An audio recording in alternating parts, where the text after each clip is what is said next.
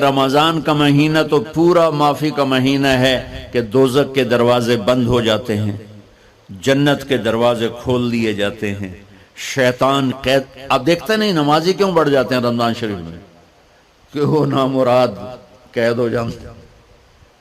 تو کسی کو زنجیروں میں باندھا ہو وہ چل تو نہیں سکتا، چھوڑ دو زنجیریں تو چل پڑے گا. تو اللہ تعالی ہم سب کی حفاظت فرمائے. کوئی دعویٰ نہ کرے، لیکن جو تھوڑا سا غفلت میں ہوتا ہے تو ایمان کمزور ہوتا ہے، انہوں تو شیطان بن کے جامع نہیں دینے. جمعے جاواں گے، جمعے کئی جمعہ بھی نہیں پڑھتے، عید تے جاواں گے، کوئی عید بھی نہیں پڑھتا. یہیں یہ ایک نگینہ سینما کے مالک نے بیان کروایا تھا اور اس نے بعد میں اس سینما کو گرا دیا. آج کل وہ کینیڈا میں ہوتا ہے. تو وہ سینمے کا جو تھا نا مینیجر، وہ میرے پاس آیا، کہا مولانا آج میں پہلی نماز پڑھی ہے. وہاں ہم نے مغرب کی نماز پڑھی. اس کے بعد بیان ہوا. بیان کے بعد وہ اتنا ہنگامہ ہوا کہ رش بہت تھا تو وہاں نماز پڑھی نہیں جا سکے. ہم نے کہنے لگا میں چل رہا تھا میرے ساتھ ساتھ، مولانا آج میں پہلی نماز پڑھی. میں نے کہا کیا مطلب؟ کہا جی یہی کہ آج زندگی دی پہلی نماز پڑھی. ہوگا راؤنڈ اباؤٹ 40-45 سال کا. میں کہا پہلی نماز؟ ہاں جی پہلی نماز. جمعہ پڑھے؟ نہیں کدی نہیں. عید؟ نہیں کدی نہیں. آج پہلی نماز توڑے پیچھے پڑھی ہے. شیطان جب قید ہوتا ہے تو زنجیریں کھل جاتی ہیں تو نمازی بڑھنا شروع ہو جاتے ہیں. اس کے بعد جو گھٹتے ہیں نا تو شیطان کی وجہ سے نہیں، اپنی عادت اور سستی کی وجہ سے. پہلے 2-3 دن بڑا جوش ہوتا ہے، پھر اس کے بعد گھٹتے ادھے کو پھر نکل جاندے ہیں، ادھے رہ جاندے ہیں. تو تراویح میں بھی پہلے پوری مسجد بھرے گی، پھر ایک صف جائے گی، پھر دوسری جائے گی، پھر تیسری جائے گی. تو بھائیو یہ رمضان آ رہا ہے، دیکھو میں ہاتھ جوڑتا ہوں. نماز 5 وقت سارا سال فرض ہے، لیکن روزے کی برکت سے کیا ہوتا ہے؟ شیطان قید ہو جاتا ہے تو وہ سارے بھاگے آ رہے ہوتے ہیں. اللہ سے مانگ لو اس رمضان میں کہ یا اللہ ایسی توفیق دے کہ موت تک نماز نہ چھوٹ. رمضان میں بہت سے لوگ رشوت لینا چھوڑ دیتے ہیں کہ نہیں جی ہن رمضان شریف آ گیا. رمضان شریف بھی تو آیا ہے، لیکن اصل میں شیطان قید ہوا ہے تو اب کہہ رہے نہیں ہن رشوت نہیں لینی، مہینے بعد لواں گے. ڈنڈی مارنے والا کہتا ہے نہیں صحیح تولنا ہے، پھر رمضان تو بعد کٹھی کسر کر لواں گے. وہ کیا وجہ ہے پیچھے؟ ایک تو رمضان کی برکات ہیں، اور ایک شیطان کا قید ہونا ہے، اور ایک جنت کے دروازوں کا کھل جانا، دوزخ کے دروازوں کا بند ہونا، اللہ کے عرش کا پہلے آسمان پہ مستقل ڈیرا ڈال دینا، اور پھر اعلان کرنا ہے کوئی بخشش آنے والا ہے، کوئی معافی مانگنے والا ہے، کوئی توبہ کرنے والا ہے، کوئی جنت مانگنے والا ہے، کوئی دنیا مانگنے والا، آؤ مانگو. اور ایک فرشتہ اعلان کرتا ہے اے بھلائی کے چاہنے والے شاباش آگے بڑھ. اور دوسرا فرشتہ اعلان کرتا ہے اے برائی کے کرنے والے بس کر اور واپس آ جا، بس کر اور واپس آ جا. رمضان کا مطلب ہے جل جانا. رمضان کے لفظ کا مطلب ہے جل جانا. جلنے کا مطلب کیوں ہے اس میں؟ کہ رمضان میں اللہ سارے گناہوں سے اپنے بندوں کو پاک کر دیتا ہے اور ان کے گناہوں کو جلا دیتا ہے، جس سے وہ پاک ہو کر سونا آگ میں جل کے خالص ہو کے باہر آتا ہے. روزہ رکھنے والا بھوک کی آگ میں جل کے خالص ہو کے باہر آ جاتا ہے. اللہ اس کے سارے گناہ معاف فرماتا ہے. دھیان نال سنیں جی. سب سے اعلیٰ درجے کا مسلمان، میرے نبی کا جواب، جو سارا دن مصلی پہ بیٹھا رہے، جو ہر سال حج عمرہ کرے، جو مسجد سے نہ نکلے، جو رات کو قرآن پڑھے، دن میں روزے رکھے. نہیں، سنو غور سے سنو. من سلم المسلمون لسانہ ویدہ، سب سے اعلیٰ درجے کا مسلمان فیصلہ بات کا وہ ہے جو اپنے مسلمانوں کو تکلیف نہ پہنچائے، جو ہاتھ اور زبان سے کسی کو تکلیف نہ پہنچائے، وہ سب سے اعلیٰ درجے کا مسلمان ہے. سبحان کیا بات. میرے نبی سے ایک صحابی نے پوچھا یا رسول اللہ، ہمارے محلے میں ایک خاتون رہتی ہے، رات کو تہجد پڑھتی ہے، دن میں روزے رکھتی ہے، پر اس کی زبان بہت سخت ہے، بہت بےزتی کرتی. اب نے کہا جہنم میں جائے گی. کہا جی ایک خاتون ہے جو نہ نفلی روزہ، لیکن اس کی زبان کا بول بڑا میٹھا ہے، کہا وہ جنت میں جائے گی. تو سب سے اعلیٰ درجے کا مسلمان کون ہے جو کسی کو تکلیف نہ پہنچائے؟ پھر اس نے پوچھا ای الایمان افضل، سب سے اعلیٰ درجے کا مومن کون ہے؟ تو آپ نے فرمایا حسن الاخلاق، جس کے اخلاق اچھے ہوں وہ سب سے اعلیٰ درجے کا ایمان والا ہے. کیونکہ تکلیف نہ پہنچانا اخلاق کی ایک صفت ہے، اور اخلاق کی بے شمار اقسام. میرے نبی نے فرمایا اچھے اخلاق 360 صفات کا نام ہے. ایک صفت بھی کسی مسلمان مرد عورت کے اندر ہوگی تو جنت میں چلا جائے گا.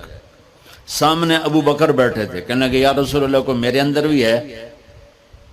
تو آپ نے فرمایا تیرے اندر ساری ہے، ساری تیرے اندر ساری. تو ابتدا بھی بتا دی، انتہا بھی بتا دی. اور عبادت بھی مسلمان کو اخلاق تک پہنچاتی ہے. اب سنو قرآن سے، اللہ تعالیٰ انسان کسے کہتا ہے؟ ایمان والوں کو. ان الذین کفروا من اہل الکتاب والمشرکین فی نار جہنم خالدین فیہا اولئک ہم شر البریہ. سب سے بدترین مخلوق وہ ہے جو اللہ کو نہ مانے، جو اللہ کے دین کو نہ مانے. آپ نے کہا وہ سب سے بدترین مخلوق. تو لا الہ الا اللہ محمد رسول اللہ ہمیں انسانیت میں داخل کرتا ہے. انسان ہے ہی وہ جو لا الہ الا اللہ محمد الرسول اللہ کا کلمہ پڑھتا ہوں میرے رب کے نزدیک. نماز کیا ہے؟ نماز کیا ہے؟ بول بھائی. ہاں، میرا اللہ کہتا ہے ان الصلاۃ تنہا. اب آئی نہیں چل رہا.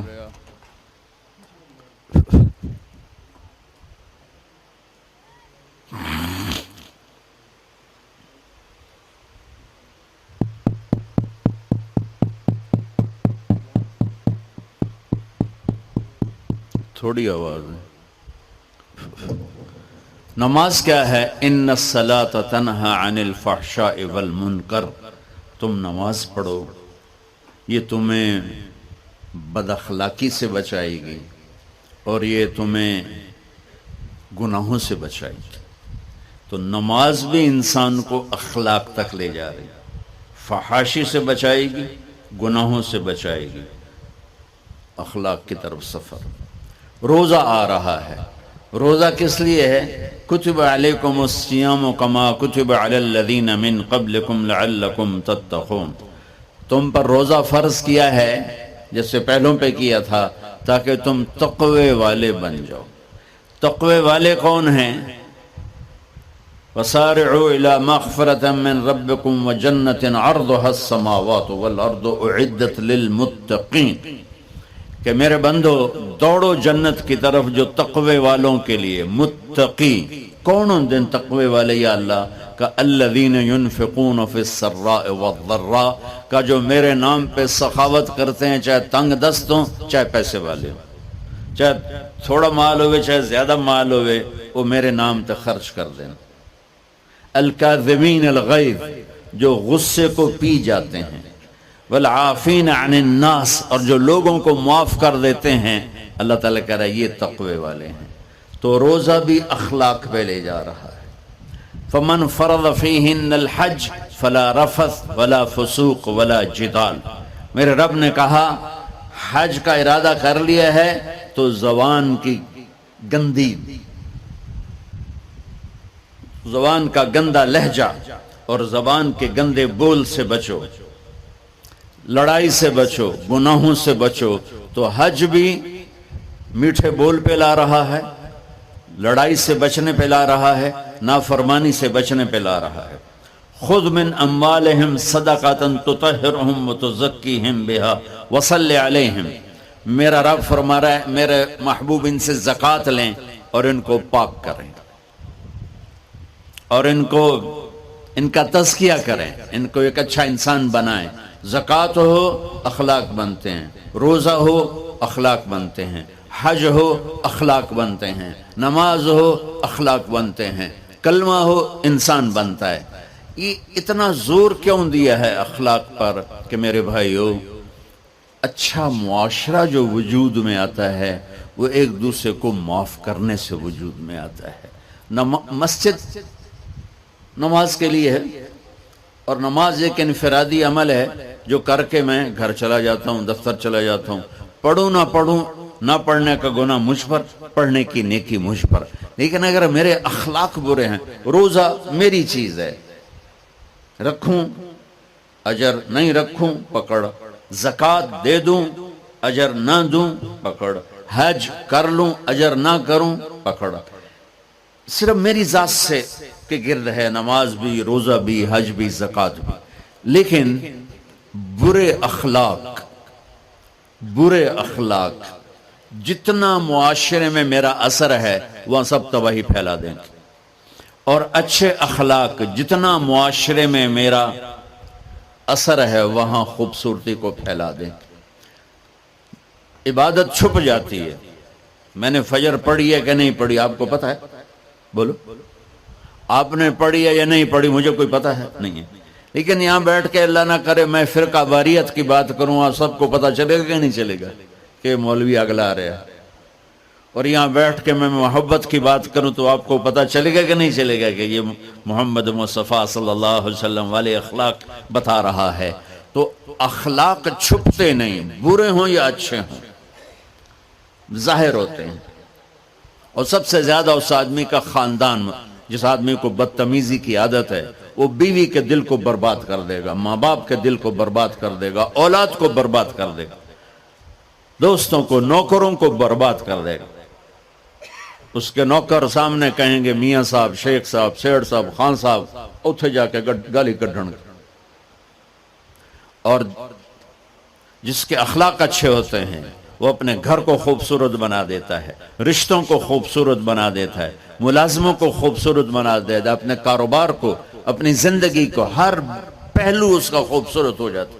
اچھے اخلاق لباس کی طرح ہیں جو میرا ہر عیب چھپا لیتے ہیں، اور برے اخلاق ننگے آدمی کی طرح ہے جس کا ہر عیب سامنے آ جاتا ہے۔ اور اللہ کی رحمت اتنی طاقتور ہے کہ میرا رب فرماتا ہے، یہ تو میں نے 5 غلطیاں بتائی ہیں، لیکن میرا رب فرماتا ہے میرا بندہ میں تجھے عمر بھی دیتا ہوں، طاقت بھی دیتا ہوں، تو اتنے گناہ کر کے زمین فیصل آباد کی سے اٹھا کر آسمان کی چھت کو لگا دے، سوری دنیا گناہگار ہو جائے نا تو آسمان کیا چاند تک بھی گناہ نہیں جا سکتے۔ اور میرا اللہ کہہ رہا ہے ایک مرد عورت اتنے گناہ کرے کہ آسمان کی چھت کو لگا دے، پھر صرف ایک دفعہ مجھے کہے یا اللہ معاف کر تو میں سارے ہی معاف کر دوں۔ تو بھائیو یہ رات بھی معافی مانگنے کی ہے۔ تو میرے عزیز و رمضان شریف آ رہا ہے، اپنے دل کو کینہ سے صاف کرو، بغض سے صاف کرو، نفرت سے صاف کرو، کسی سے لڑے ہوئے ہو اللہ کے واسطے صلح کر لو، یہ لڑنے کی جگہ نہیں ہے، محبت کر کے جاؤ تو اللہ بڑے اونچے عالی درجات نصیب فرمائے گا۔ اور اللہ تعالیٰ موقع دے تو رمضان میں ایک 3 دن تبلیغ میں اللہ کے راستے میں ضرور لگا لینا۔ تو سارے بھائی نیت کرتے ہو؟ سنتیں پڑھ۔ اللہ نے زکوٰۃ فرض کی ہے تو زکوٰۃ نکالو۔ اب تو اتنے حالات ہیں کہ متوسط طبقہ بھی زکوٰۃ کا مستحق ہے، اپنے زکوٰۃ سے بڑھ کے نکالو، چونکہ زکوٰۃ دینے والا بخیلوں سے تو نکل جاتا ہے لیکن سخیوں میں داخلہ اس سے اوپر کرے گا تو ہوتا ہے۔ 2,500 دے دیا نا 1 لاکھ میں سے تو باپ پہ بخیل کا لیبل نہیں لگے گا، لیکن سخی کا بھی نہیں لگے گا، اوپر چوانی خرچ کر دو تو ایک سٹیپ آپ آ جائیں گے۔ سخی بن کے زندگی گزارو، لوگوں پہ خرچ کرنے کا مزہ بہت ہے، جوڑنے کے مزے سے زیادہ لگانے کا مزہ ہے۔ تو رمضان آ رہا ہے، خرچ کریں، زکوٰۃ سے بڑھ کر دیں، انتہائی ضرورت مند ہیں ہمارے لوگ۔ ابھی تو وہ جو سیلاب سے جو گھر گرے تھے ابھی تو وہ ہی نہیں بنے، کتنے ہزاروں لوگ بے گھر بیٹھے ہوئے ہیں۔